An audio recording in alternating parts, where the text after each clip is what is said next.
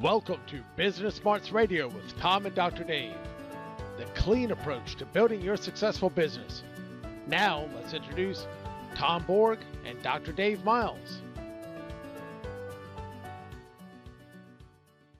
Welcome to episode 1 of Business Smarts Radio with Tom and Dr. Dave, giving you the clean approach to building a successful business. And by clean, we're not talking about spick and span and dust mops. We're talking about clean communication, leadership, engagement, and no drama. Thank you for joining us today. My name is Dr. Dave Miles with Dr. Dave Leadership Corp, and I'm joined here with Tom Borg with Tom Borg Consulting.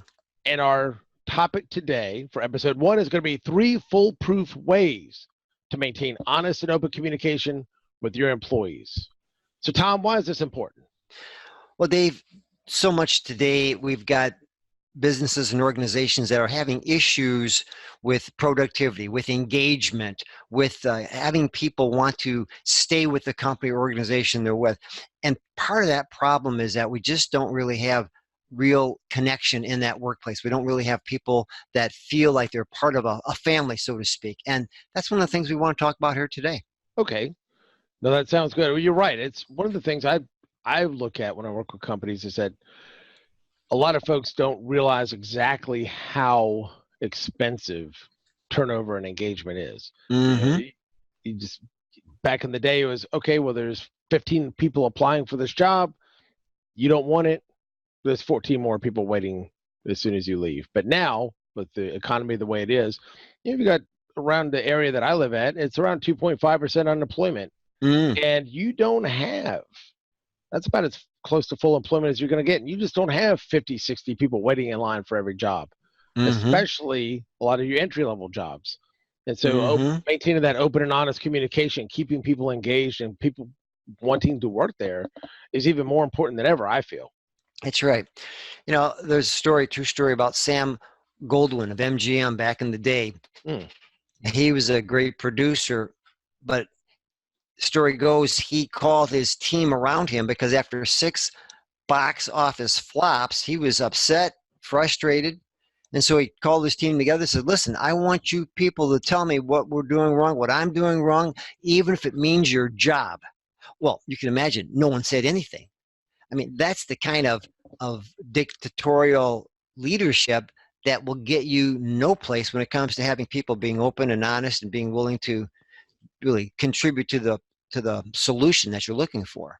So I can't imagine, especially back then, how expensive having 6 box office flops would be. So, I mean, I in one way, I would applaud him by getting everybody together and say, hey, tell me what's exactly wrong with me. Very self-reflective, very cool.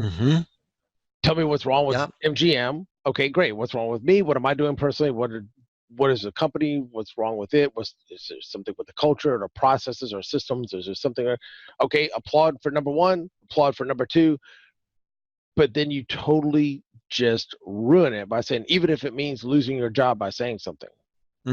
Exactly.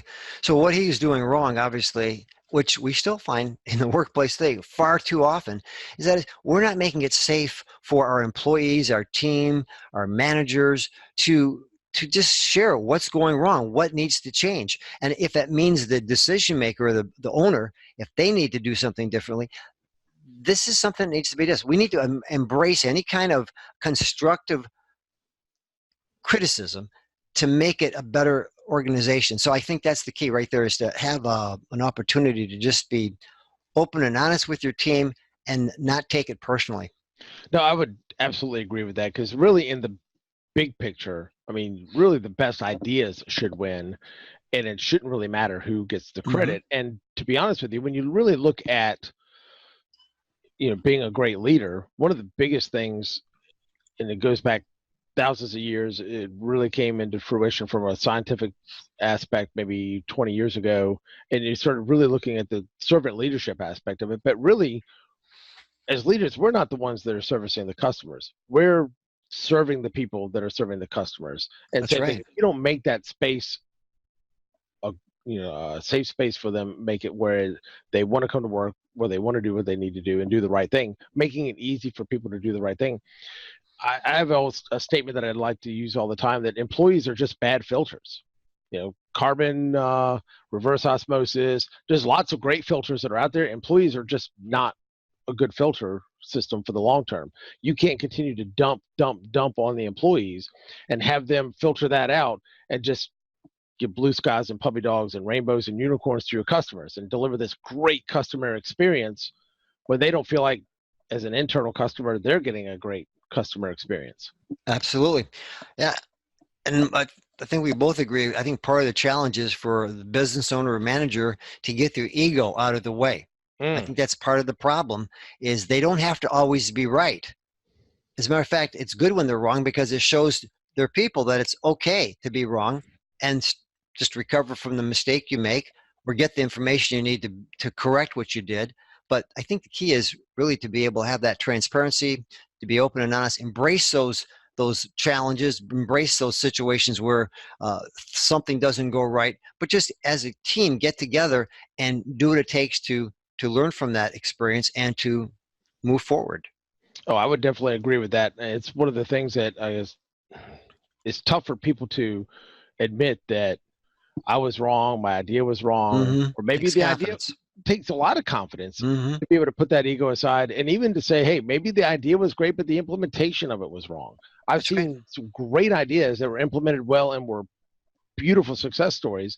Somebody take the same idea, go to a different agency, a different business, a different department, poor implementation, and then they blame the idea. Sure. Maybe the idea was great, but maybe the way you implemented it was not the greatest. So absolutely, there's lots of ways, but being able to step back and kind of eat the humble pie and say, all right, it's my fault, I did it.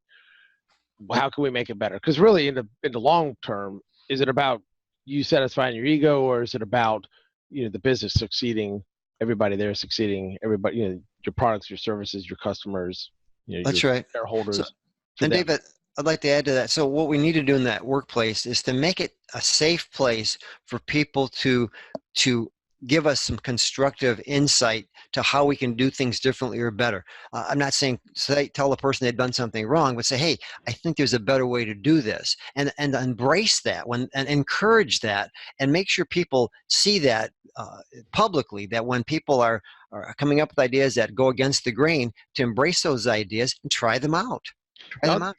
No, I think that's a great idea. And one of the things that kind of gets me too is it really needs to go both ways. I mean, we've been kind of harping on and picking on the leaders, about putting their ego aside and to listen to folks. But on the other end of it, it has to be a mutual respect, because as an employee or as a subordinate, you don't want to just come in barreling in like a bull in a china shop and, well, you're wrong and this is wrong and this is messed up and you did this wrong. You have to show that respect. The leader has to show the respect and the deference to the people that are doing the work.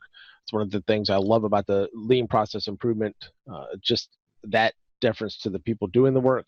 But on the other end, you have to have some respect going up as well. Just temper it in a message that you would like to hear. You wouldn't want somebody straight in your face telling you, oh, you're wrong, you're screwed up, you did this, that, and the other. Well, that's right. Just be respectful on both ends. Consider the other person. I think that goes a long way too to maintaining honest and open communication. So it's not just a one-way street from the leader down. I think it really does go both ways. Yeah, absolutely, totally agree with that. Good deal. Well, you talked about 3 strategies you had here in the notes about preventing this from happening in your company or organization. And what were those? Well, so the first one we kind of touched on, that is make it clear that it's okay to give constructive criticism, so that we can get some solutions. So obviously you're not going to just criticize a person without some kind of a solution that you're offering to correct the situation. So that's the first thing, to make it clear that it's okay to offer constructive criticism, something that's going to create a better solution. And as a result, embrace that. When it comes, embrace it and just let people know publicly and privately. That's the kind of discussion, conversation we need to have in that workplace on a regular basis. Okay, because I know you had talked about even doing that, whether it's in one-on-one group meetings, lots of different environments, because some people feel much more comfortable giving those suggestions in one-on-one. Oh, yeah. Some people are more than happy to tell everybody in a group setting, and you want to encourage that dialogue, especially if you are in a team meeting. But do you have some ideas and some ways that you can really kind of encourage people when you're calling a team meeting like that and you're trying to get those ideas to help maybe prep the field a little bit and try to get a little bit more interaction from some folks? Sure. Well, one of the first things you have to do is watch your own body language. So if you tell your team, okay, I'm open here. I want you to give us some feedback right now on what we can do to improve things. Don't be sitting there with your fist clenched or your arms folded, right? Or I remember one meeting, I was part of a company years ago, and president asked that question, and you could just see his leg swinging back and forth underneath the chair, very nervously, very like anticipating some type of a attack, and he was going to defend himself. And it was funny, as I looked around the room, everybody just held their breath and didn't say anything. That's what happens when you give that kind of a message through your body that you got your fists up and you're going to defend yourself with what everybody says, despite the fact that you just asked for this type of criticism, right? So it's funny. First thing is watch your body language, and then again, when people do give a suggestion or a statement, compliment them for that. Say, thanks for bringing that up. I appreciate that. It takes courage to share that with us, and show people that it's okay to bring up these concepts and ideas that are going to go against the grain, but at the same time, in the long run, create a solution that everyone's going to be a lot better. They'll be much better off with. No, I would agree with that a lot. And there's one of the things that I was very pleased about when I was going through some of my own classwork and training and stuff, and going through a certification program.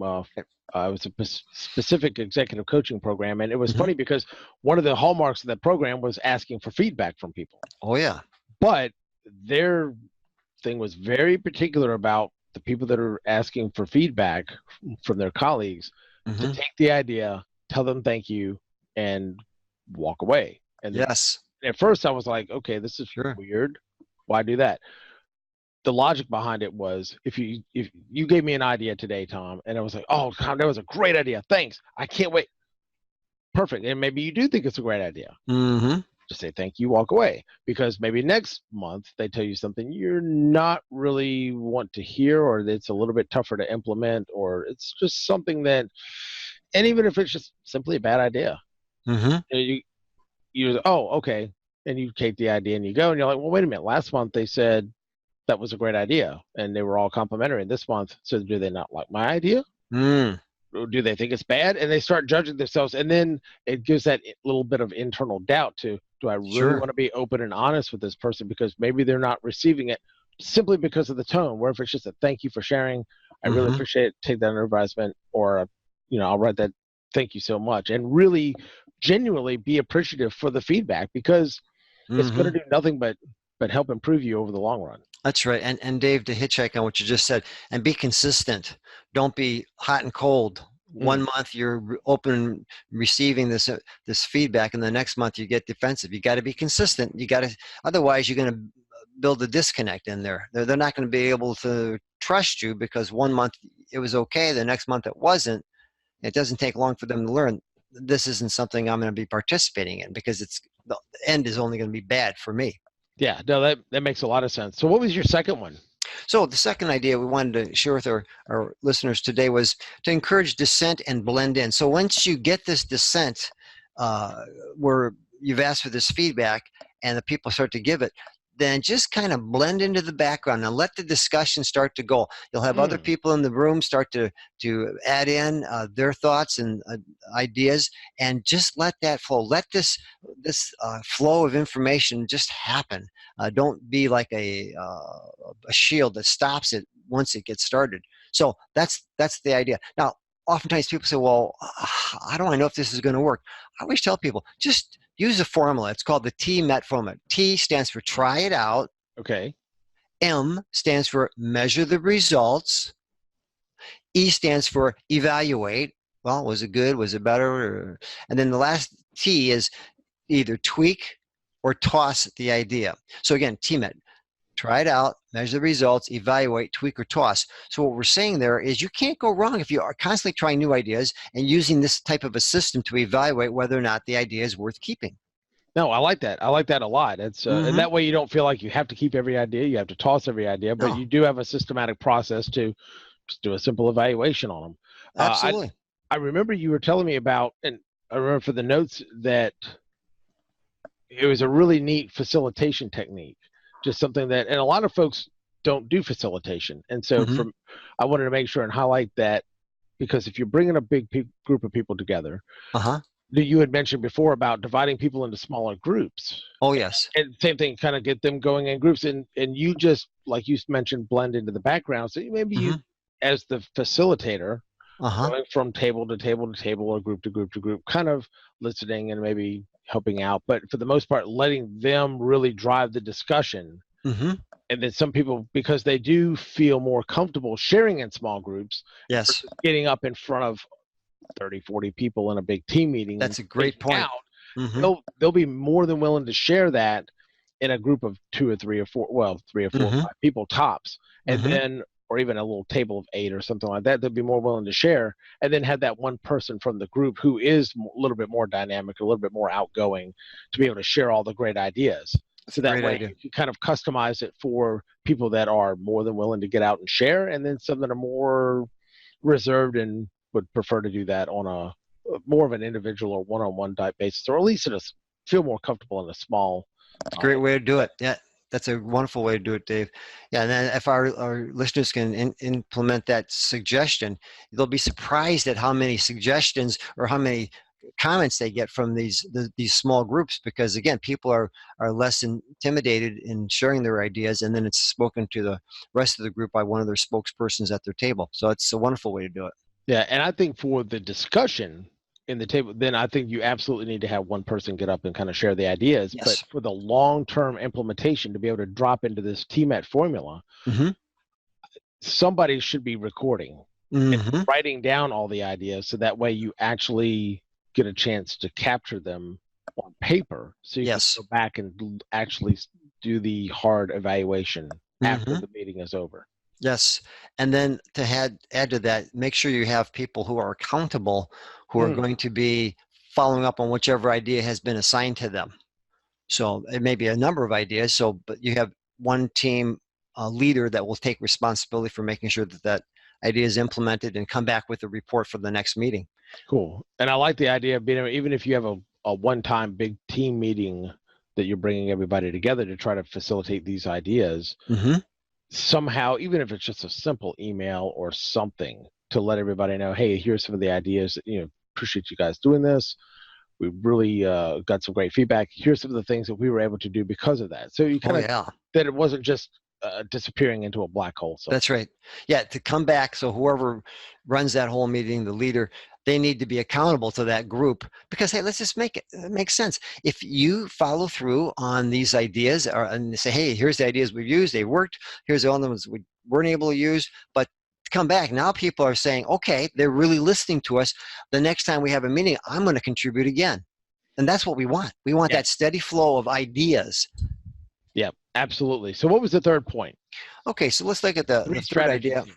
we wanted to share with our listeners today, and that is so to praise privately and in public. So let's say you've got a person that has shared their ideas or concepts that may have gone against the grain, that were really a good idea, and you were glad that you were able to implement them. So praise that person. Now, like we talked about earlier in our conversation before our program today, some people don't want to be praised in public. Maybe it embarrasses them. They just don't feel comfortable. That's fine. Then praise them privately. Praise them privately. Make sure that they get that positive reinforcement for contributing. But at the same time, if you can do it in front of the group, it does reinforce to the rest of the group that, you know what, Joe, who contributed this idea last time that we implemented, did a really great job of making that suggestion. This just sends a message to the rest of the team that it's okay to make these suggestions, and that it's a good thing. It's a good thing. You're going to get praise. You're going to be rewarded, albeit in a form of a recognition statement in a meeting. So I think that's the key, is to make sure you praise whoever makes those suggestions, whether you agreed with them or not, and whether they Right. ruffled your feathers or not. Praise that person and do it publicly, privately, or both. I like that. And one of the things that you had mentioned before, like I said, when we were talking, is that when you're trying to create this environment where everybody can learn, grow, share ideas, come up Right. with better solutions to improve their team, their organization, their division, that is not something that just happens randomly or by accident. That is absolutely very intentional and by design. You have to create that kind of culture to be able to figure out exactly, what do I want? What am I looking for? What are the things that are going to be needed as far as input? And even if you don't know, at least be willing to take that input. That's right. That's exactly right, Dave. So was there, to kind of summarize the last things that we talked about, we talked about earlier, you want to make it clear that your people feel safe in expressing their ideas and suggestions, yes, either one-on-one or in group meetings, or preferably both. Yeah. We want to encourage people to dissent and blend in, especially when you're doing more of a group meeting, is to encourage the dissent, get those people talking, okay, and then let them know by your presence and body language that you approve of the dissenting ideas, at least approve the fact you're getting ideas. Yes. That's a big one. And then talk about praising people in publicly or privately who share the truth, even if you don't agree with it. That's right. So what are the things that, is there anything else as far as last points that you wanted to make on those three? Sure. Well, remember that TMET formula we talked about. You can use that for any of those stages, for any the things that you implement from this discussion here today. Try it out, measure the results, evaluate it, and then tweak or toss it. Nice. You can't go wrong. You do that, you'll always be on the cutting edge when it comes to implementing the ideas that are going to work for your organization. Nice, nice, nice. Any final thoughts, Tom, on maintaining that open and honest communication from your employees? Well, I just would suggest that they do it on a consistent basis, keep their ego out of the way, and recognize that they're all on the same team. And if they're able to do that, they'll be much more successful. Nice. And one thing I would like to throw kind of as a final suggestion, it's always helpful when you know your behavioral and communication style, how you best communicate with people. Yes. Kind of the ways to communicate, ways not to communicate with you. That self-awareness is very important. And then if you can take that and then find the same thing out about your direct reports. You might not be able to do that for everybody in the entire organization, but at least the people that report directly to you, that really helps you meet them in the middle and they meet you halfway, and then you can communicate with them in a way that they're more effective in communication. And so that way you don't do things inadvertently to kind of turn them off, shut them down, or discourage communication and not even realizing it. Absolutely. That's cool. So anyway, that's all I have for the 3 ways, foolproof ways to maintain honest and open communication with your employees. Any parting thoughts? No, just that if you have any questions, feel free to contact us. And in the meantime, we hope that they take these ideas and make something happen. Good deal. Well, thanks for joining Business Smarts Radio with Tom and Dr. Dave, bringing you the clean approach to building a successful business. And by clean, we mean communication, leadership, engagement. And without all the drama. Without all the drama. Sounds great. We will see you next time for the next episode of Business Smarts Radio with Tom and Dr. Dave.